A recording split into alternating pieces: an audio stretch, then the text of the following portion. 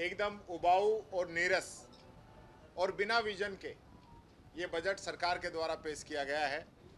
और मैं ये कहना चाहूँगा कि फरवरी के अंदर माननीय वित्त मंत्री जी ने जो बजट पेश किया था उसको 73% पूरा होना बताया है। 27% तो खुद ही मान रहे हैं कि वो पूरा नहीं कर पाए हैं। और मैं ये कहना चाहूँगा कि वो 27% भी पूरा नहीं कर पाए हैं। 75%, 80% से ज़्यादा वो बजट इनका पेंडिंग है। सिर्फ थोथी घोषणाएं इस सरकार के द्वारा की गई हैं। दूसरी बात, वित्त मंत्री जी कह रहे हैं कि हमने 45 बिंदु हमारे घोषणा पत्र के पूरे कर दिए हैं और मुख्यमंत्री जी कह रहे हैं 45% हमने उसको पूरा कर दिया है। मैं ये कहना चाहूँगा, इन लोगों ने वादा किया था हरियाणा के बराबर डीजल पेट्रोल करने का, इन लोगों ने नहीं किया। इन लोगों ने वादा किया 2700 रुपये गेहूँ का MSP देने का, मात्र 125 रुपये बढ़ा के 2400 करके, और इन्होंने उसको छोड़ दिया। इन्होंने वादा किया किसान की सम्मान निधि 6000 रुपये बढ़ाने का, उसमें से 2000 बढ़ाने का पिछले बजट के अंदर कहा गया और 1000 रुपये ही देने का काम किया है। बचा हुआ 1000 भी 500 की 2 किस्तों में ये लोग देंगे। तो ये सिर्फ और सिर्फ घोषणा करते हैं, काम पूरा नहीं करते हैं। इन लोगों ने कहा कि हम हर जिले के अंदर मेडिकल कॉलेज बनाएंगे, जबकि राजस्थान के अंदर हर जिले में ऑलरेडी मेडिकल कॉलेज बना हुआ है। तो आज जिलों की संख्या 50 है, तो वो ये पूरा करना चाहेंगे कि नहीं करना चाहेंगे? और जिन मेडिकल कॉलेज की मान्यता रोकी है उनके बारे में ये क्या कहना चाहेंगे? दूसरा, मैं ये कहना चाहूँगा कि इन्होंने ERCP की मैं बात करूं, ERCP का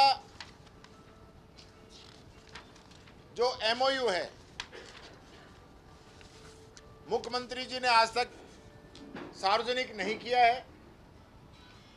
मीडिया के साथी भी हैं, आपसे भी पूछना चाहता हूं, वो MOU आपको भी मिला या नहीं मिला, जिसके ऊपर मुख्यमंत्री जी पूरे प्रदेश के अंदर जाकर वाहवाही लूटने का काम कर रहे थे।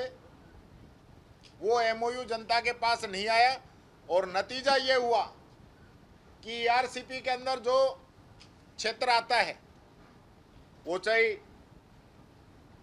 टोंक सवाई माधोपुर हो, चाहे दौसा हो, चाहे भरतपुर हो, इन सारे क्षेत्रों में इनको हार का मुंह देखना पड़ा है। यमुना की बात कर रहे थे, यमुना का पानी नहीं लेके आए।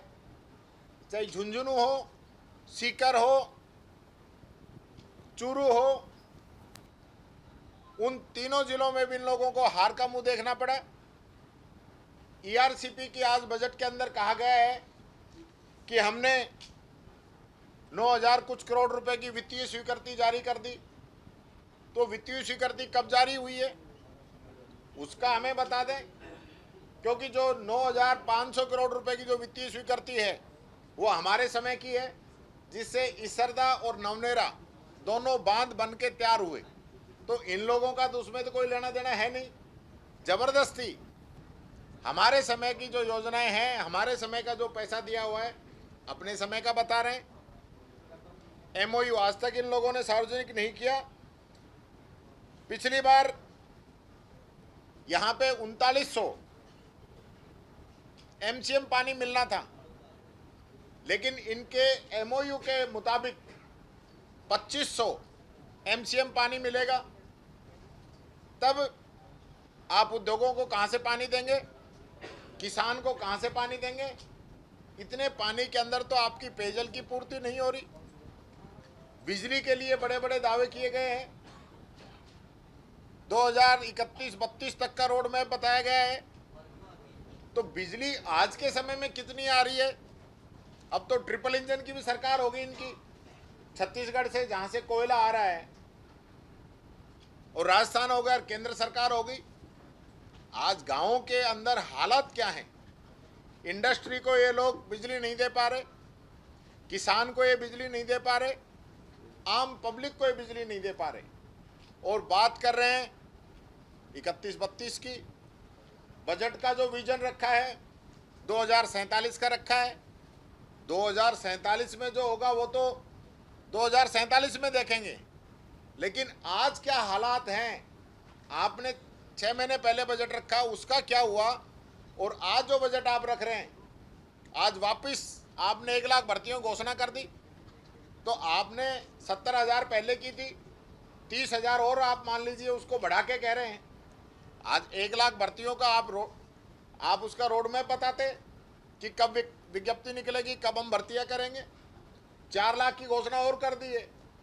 4 साल में 1-1 लाख कहाँ से करेंगे, उसकी ज़रा बता दीजिए।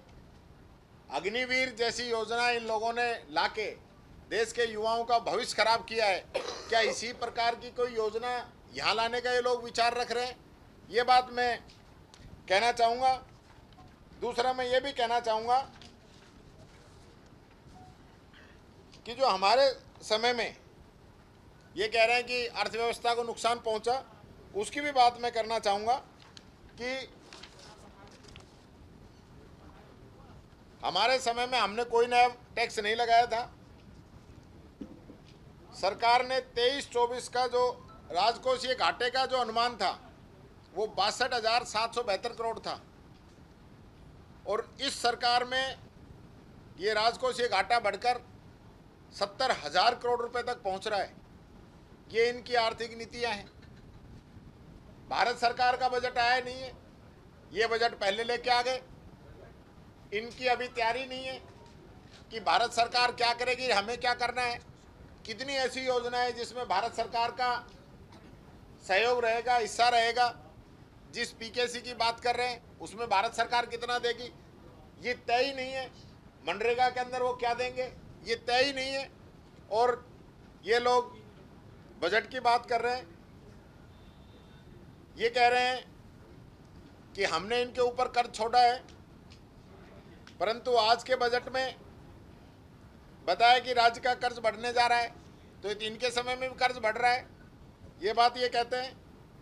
दूसरी बात मैं कहना चाहूँगा, अगर पिछली सरकार से हमारी तुलना करें तो भाजपा के पिछले साल में 2018-19 में 16,638 करोड़ रुपए का पूंजीगत व्यय था, जबकि हमारी सरकार ने 23-24 में 38,062 करोड़ रुपए का पूंजीगत व्यय प्रस्तावित किया, जो कि इनके समय से डबल था। बजट का जो साइज है 18-19 में जो बजट का साइज था वो 2,12,275 करोड़ रुपए था। हमारा जो बजट आया 23-24 का वो 3,90,856 करोड़, यानी 84% बढ़ोतरी का हमने बजट पेश किया था। जीएसडीपी के अंदर भी 2018-19 में 9,11,519 करोड़ रुपए थी, और 23-24 में जो 15,76,186 करोड़ रुपए, यानी कि पूरे देश के अंदर सेकंड नंबर की जीडीपी राजस्थान की बनी। तो ये हमारी जो बजट की प्लानिंग थी, बजट का जो मैनेजमेंट था, इस वजह से हो पाया। और 17-18 में प्रति व्यक्ति जो आए थी वो 98,698 रुपये, यानी बढ़ोतरी वाले राज्यों में 30वें स्थान पर, और 23-24 में 1,56,149 रुपये, यानी बढ़ोतरी वाले राज्यों में 9वें स्थान पर हमारी सरकार के अंदर रही। ये अंतर सरकारों का रहा। इसमें ये भी मैं कहना चाहूँगा कि हमारी जो योजनाएं थी जो गरीबों को लेके चलती हैं, उनको लेके किसी भी प्रकार का बजट के अंदर कोई प्रावधान नहीं किया गया। अन्नपूर्णा योजना, इंदिरा रसोई योजना और चिरंजीवी योजना, जो कि बहुत महत्वपूर्ण योजना है। मुझे खुशी है कि आज पत्रकारों को चिरंजीवी से निकाल के आरजीएचएस में कर दिया, पर चिरंजीवी का कहीं कोई जिक्र नहीं है। वो योजना जो 25 लाख का इलाज पूरे राजस्थान की जनता को दे रही थी, उस योजना को ये लोग बंद कर रहे हैं। चिरंजीवी योजना के अंदर 25 लाख का इलाज, 10 लाख रुपए का दुर्घटना बीमा प्लस ऑर्गन ट्रांसप्लांट अलग से, और पूरा राजस्थान कवर होता था। लगभग सभी हॉस्पिटल कवर होते थे। अब जो आयुष्मान भारत योजना आई है, 5 लाख का बीमा है, 71 लाख इस परिवार इसके बेनिफिशियरी हैं। कुछ चुनिंदा हॉस्पिटल इसके अंदर आते हैं। ये इतना बड़ा अंतर दोनों योजनाओं के अंदर है, तो ये इस बजट के अंदर कोई प्रावधान नहीं है। ओपीएस के ऊपर भी इन लोगों ने कोई स्पष्ट नहीं किया है कि ओपीएस को जारी रखेंगे या बंद रखेंगे। केंद्र की जो मंत्री हैं वो ओपीएस को बंद करना चाहती हैं, तो राजस्थान सरकार ओपीएस शुरू रखेगी या बंद रखेगी, ये मैं कहना चाहता हूँ। साथ ही जो नए कनेक्शन दे रहे हैं उनको जो 100 यूनिट बिजली की छूट हम दे रहे हैं उसको ये देंगे या नहीं देंगे, क्योंकि हमारी सरकार के बाद में जितने भी नए कनेक्शन हो रहे हैं उनको ये लोग छूट नहीं दे रहे हैं। तो ये भी इन लोगों ने कहीं स्पष्ट नहीं किया है। ये बात मैं आप लोगों से कहना चाहूँगा। चाहे खाटू श्याम जी मंदिर की बात हो, हमारे समय का 32 करोड़ रुपए स्वीकृत है, वो काम चल रहा है। उसी को अब 100 करोड़ का बता के मैं समझता हूँ सरकार वाहवाही लेनी चाहती है। गोविंद देव जी के हमने 100 करोड़ रुपए मंजूर किए, उस काम को इन लोगों ने अभी रोक रखा है, उसको ये शुरू नहीं कराना चाहते हैं। कुल मिला के इन लोगों की मंशा राजस्थान के प्रति सही नहीं है। इनका जो विजन है वो राजस्थान कैसे तरक्की करेगा इसको लेके नहीं है, ये बात मैं कहना चाहूँगा।